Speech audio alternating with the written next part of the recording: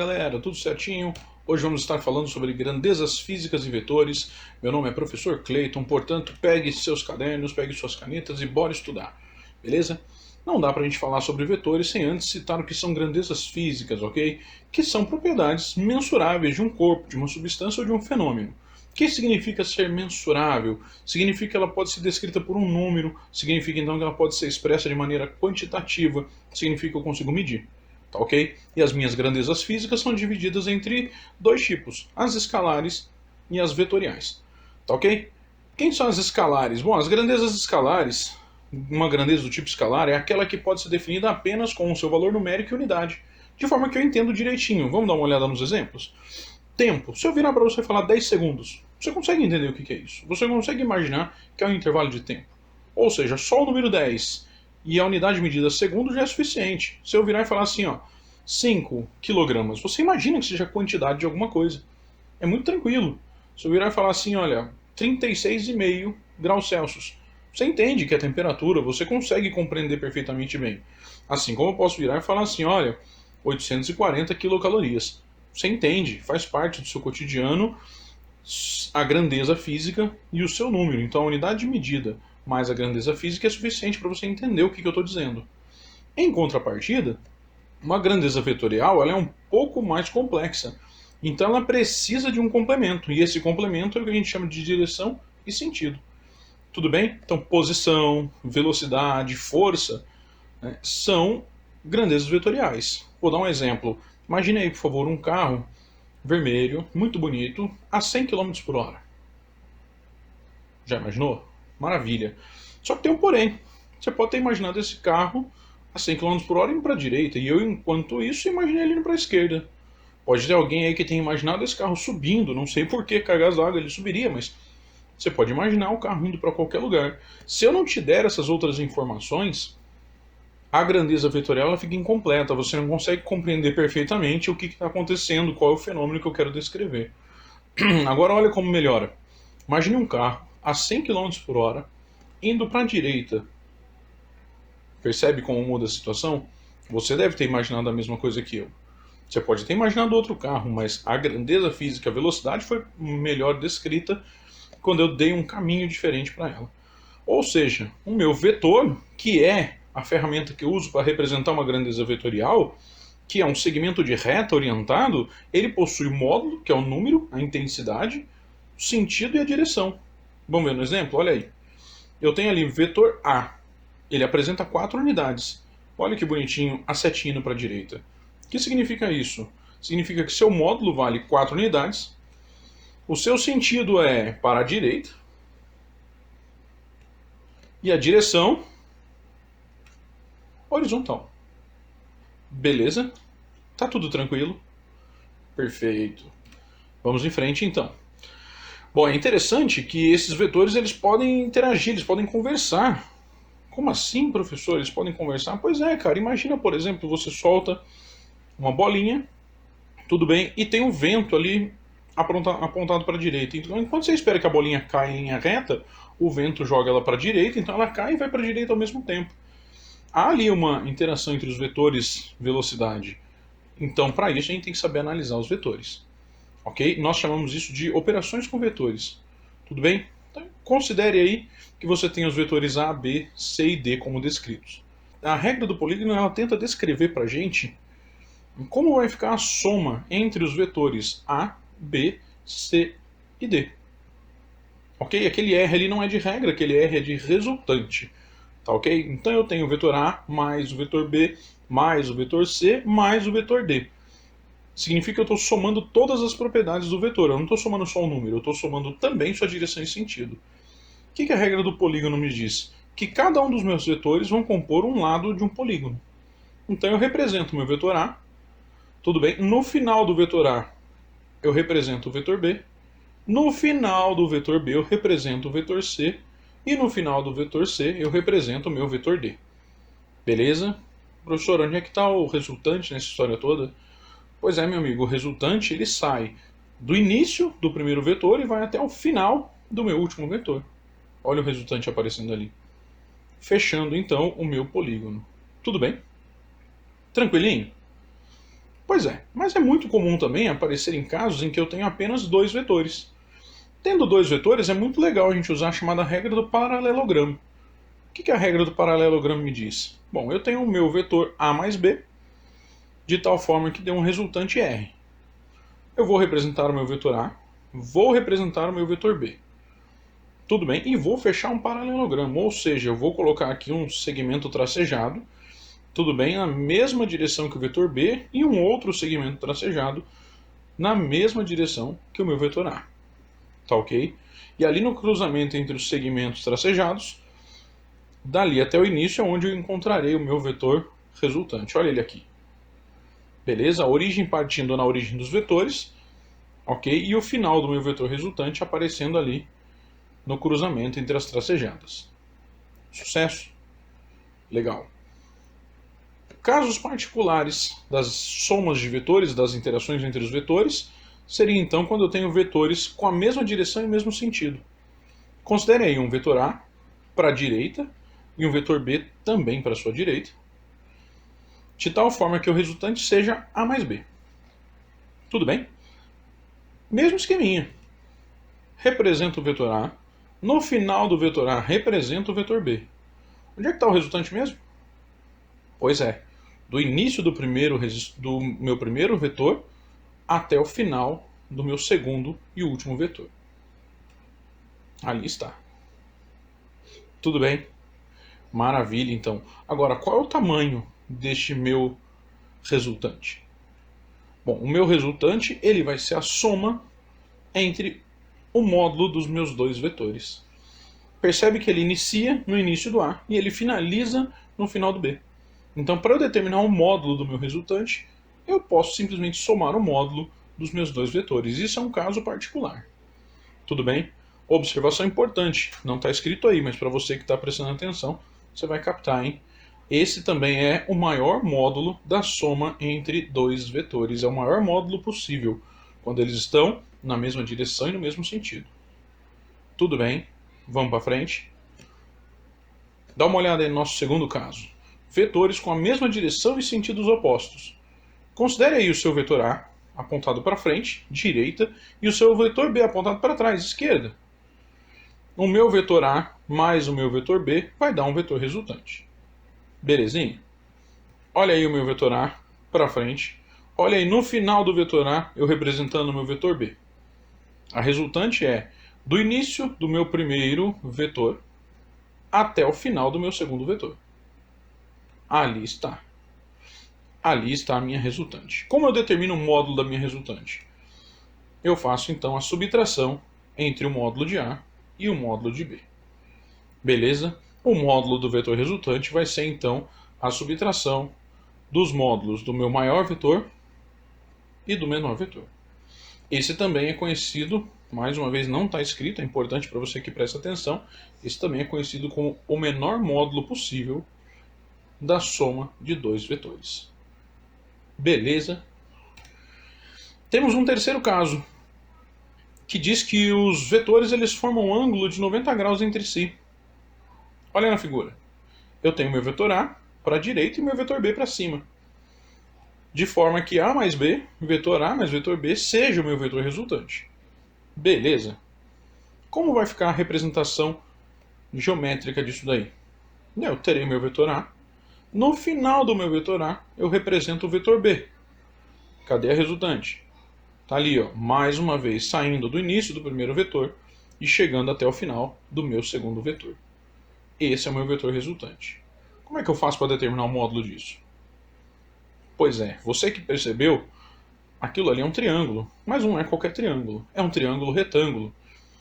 E o meu vetor resultante, ele é a hipotenusa de um triângulo retângulo. Como que eu faço para determinar a hipotenusa de um triângulo retângulo, conhecendo os seus dois catetos? Pois é, você que pensou em teorema de Pitágoras, você acertou. Dá uma olhadinha aí. A resultante elevada ao quadrado vai ser o módulo de A elevado ao quadrado mais o módulo de B elevado ao quadrado. Beleza? Tudo tranquilo? Ótimo. Lembra que cada vez que você precisar, você pode pausar essa videoaula, você pode voltar quantas vezes forem necessárias. Beleza? Vamos em frente então, pessoal. Esse será então o nosso quarto caso da soma de vetores, que diz que os meus vetores podem formar qualquer ângulo. No primeiro caso, mesma direção e mesmo sentido. O ângulo era 0 graus entre eles. No segundo caso, mesma direção e sentidos opostos. 180 graus o ângulo entre os meus vetores. Meu terceiro caso, 90 graus entre os meus vetores. E agora, um ângulo qualquer. Dá uma olhada ali no vetor A e vetor B. Tudo bem? Usando o paralelogramo, eu percebo então que o meu vetor resultante, que é o vetor A mais o vetor B, vai se configurar desta maneira. E ali está o ângulo qualquer. Tudo bem? Ali está a tracejada, a outra tracejada, paralelas, para fechar o meu paralelogramo, e o meu vetor resultante está ali no meio. Como determinar o módulo? Eu utilizo essa equaçãozinha aqui, em que o módulo do meu resultante ao quadrado é igual ao módulo do vetor A ao quadrado mais o módulo do vetor B ao quadrado mais duas vezes o produto dos módulos de A e B vezes o cosseno do ângulo que os separa. Beleza? Um exercício legal para você treinar sua trigonometria seria você demonstrar essa equaçãozinha, para você treinar sua trigonometria, sua geometria. Tudo bem? Belezinha? Maravilha. Uma operação interessante é a subtração de dois vetores. Eu particularmente não gosto muito de considerar como subtração de dois vetores. Eu prefiro usar o conceito de somar com um vetor em sentido oposto. Como assim? Dá uma olhada ali. Ali está o meu vetor A, aqui está o meu vetor B. E a diferença vai ser o vetor A menos o vetor B. O que eu faço? Eu considero então que eu estou somando com o oposto de B. Olha ali o oposto de B para baixo. Vamos representar isso daí? Meu vetor A, no final do vetor A eu tenho o meu vetor B. Onde está a resultante? Está aqui embaixo. E como que eu determino então o módulo dessa diferença? Mais uma vez eu volto para o Teorema de Pitágoras. Tranquilinho, galera? Maravilha. Beleza, então. Uma outra ferramenta importante com os vetores é a decomposição de um vetor. E aqui é importante, antes da gente começar, a gente entender a profundidade do que é decompor um vetor. E o quão útil isso vai ser na física para você a partir daqui. Existe um temazinho na física chamado cinemática, e dentro da cinemática, o chamado movimento circular. No movimento circular, você vai usar a decomposição de vetores, quando for falar sobre acelerações. Um outro tema ainda dentro da cinemática é chamado de lançamento horizontal. Lá você usa decomposição de vetores. Lançamentos oblíquos, lá você usa decomposição de vetores. Em dinâmica, quando você está pensando em um plano inclinado com atrito, um plano inclinado sem atrito, um sistema de roldanas, você usa decomposição de vetores. É uma das ferramentas mais importantes que você vai ter aqui. O que seria a decomposição de vetores? É a ideia de você projetar ortogonalmente as extremidades do seu vetor nos eixos x e y, obtendo duas componentes retangulares, que seria chamado então de vetor A no eixo x e vetor A no eixo y. Não entendeu ainda? Vamos representar? Aqui está o meu eixo y e aqui está o meu eixo x. E aqui está o meu vetor A. Tudo bem? Esse meu vetor A está inclinado em θ graus em relação ao eixo x. Tudo bem? Vamos projetar ortogonalmente, então, a extremidade do vetor. Cheguei no meu eixo y. Quem que eu encontrei ali? Ali eu encontro o meu vetor A decomposto no meu eixo y. Chamamos isso de A decomposto em y ou apenas AY. Faço mais uma vez a projeção e encontro no meu eixo x o que eu chamo de AX, o meu vetor A decomposto no eixo x, ou simplesmente A decomposto em x. AX. Tudo bem? Vou reestruturar os meus vetores para você entender melhor o que está acontecendo. Olha aí. Voltamos para aquela figura conhecida. Que figura conhecida é essa? Exatamente, o meu triângulo retângulo. Só que agora eu conheço um ângulo a mais. Eu não conheço só o ângulo de 90 graus, eu conheço também o ângulo θ.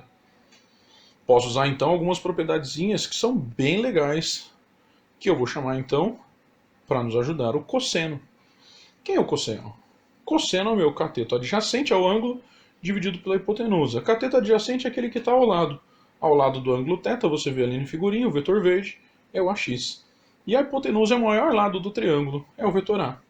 Quem que é então o meu vetor AX? O meu vetor AX ele vai ser o meu vetor A multiplicado pelo cosseno. De igual forma, eu posso usar a função seno, que é o meu cateto oposto dividido pela minha hipotenusa. O oposto ao ângulo θ é o meu vetor AY, e a hipotenusa, o maior lado, é o meu vetor A. Tudo certinho? Quem vai ser então a y? A y vai ser A multiplicado pelo seno de θ. Tudo certo? Então você está lá, deitado, com sono você usa cosseno. Está ali o x. Você está de pé sem sono, você usa seno. Está ali o y. Tranquilinho? Certinho? Pois é, a gente não pode sair sem fazer os nossos EPCs. E o EPC1 é um EPCzinho muito legal, um exercício do professor Clayton muito bacana, particularmente falando, que diz o seguinte, ó, a figura mostrada é um paralelogramo AB, C e D. Calcule o módulo da resultante dos vetores mostrados. Eu tenho três vetores. Um vetor que eu vou chamar de B, um vetor que eu vou chamar de D e um vetor que eu vou chamar de C. Eu quero saber quanto que dá a soma dos três. Tudo bem? O que eu vou fazer? Eu vou analisar primeiro essa figura. Como assim? Dá uma olhadinha. Eu tenho aqui o meu vetor B e eu tenho aqui o meu vetor C. Tudo bem? Se eu fechar aqui o meu paralelogramo, o que eu encontro? A resultante entre B e D. Confere? O mais interessante é que a resultante entre B e D também coincide com o meu vetor C. O que significa isso? Ora, significa que o meu vetor B mais o meu vetor D é igual ao vetor C. Tudo bem? Agora a gente está pronto para resolver o exercício. Dá uma olhada. A resultante entre B mais D mais C pode ser escrita de um jeito mais simples. Por quê? Quem é B mais D? B mais D é C. Então a resultante ela vai ser C mais C. Tudo bem? Aqui fica fácil. Vetor C mais vetor C são dois vetores C. Para determinar o módulo, eu tiro o módulo dos vetores. Então o módulo do meu resultante vai ser duas vezes o módulo do vetor C, que vale 30. 2 vezes 30, 60. Tá ok? Facinho, né?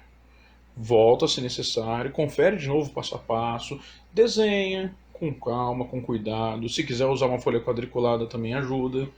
Tá ok? Vamos em frente. EPC2 diz assim, ó, no sistema vetorial mostrado, determine o módulo do vetor resultante. E olha lá que muito legal que é essa figura. Pois é. Eu tenho meu vetor A, meu vetor D, meu vetor B e meu vetor C. Tudo tranquilo?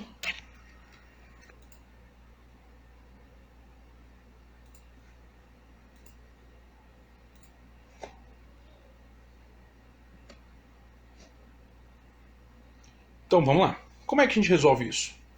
Primeiro vamos marcar os nossos dados, ok? E lembrando um pouquinho da figura, o que eu percebo? Que eu tenho para cá um vetor A no valor de 2 metros e eu tenho para cá, na mesma direção, porém em sentidos opostos, o meu vetor D, que é igual a 5 metros. Tudo bem? Isso aqui vai ser igual a um vetor que eu vou chamar de E. Ok? Dois vetores em mesma direção, em sentidos opostos, você subtrai do maior ao menor. Então vai ficar 5 menos 2, totalizando então 3 metros. Para onde? Diagonal para baixo à esquerda. Olha lá que legal. O mesmo vetor está ali. Aquele é o meu vetor E.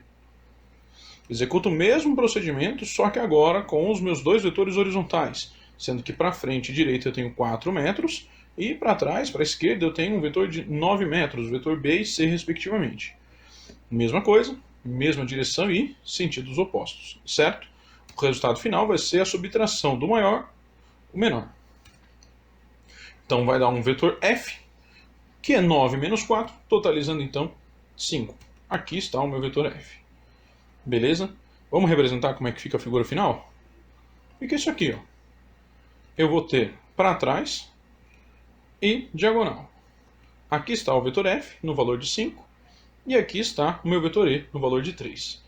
Vale lembrar, você pode voltar quantas vezes quiser, ok? Dá uma olhada lá naquela figurinha. Quanto que vale esse ângulo? Pois é, vale 60 graus. Esses ângulos são opostos pelo vértice. Como é que eu resolvo isso daí? Como que eu resolvo a soma entre dois vetores com um ângulo qualquer? É, aquela equaçãozinha. Resultante ao quadrado vai ser f ao quadrado mais z ao quadrado mais 2 vezes f vezes z vezes o cosseno de 60. Aqui é muito legal, porque se você lembrar um pouquinho, o cosseno de 60 vale meio. Fazendo as substituições, teremos r ao quadrado igual a 5 ao quadrado mais 3 ao quadrado mais 2 vezes 5 vezes 3 vezes meio. Resolvendo, teremos 25 mais 15 mais 9 como resultante ao quadrado. A resultante ao quadrado é 49, logo a minha resultante é 7. O módulo do meu vetor resultante é 7. Tudo certo, galera? Tudo tranquilo? É isso aí, galera. Isso é tudo por hoje. Espero vocês na próxima. Tchau, tchau. Abraço.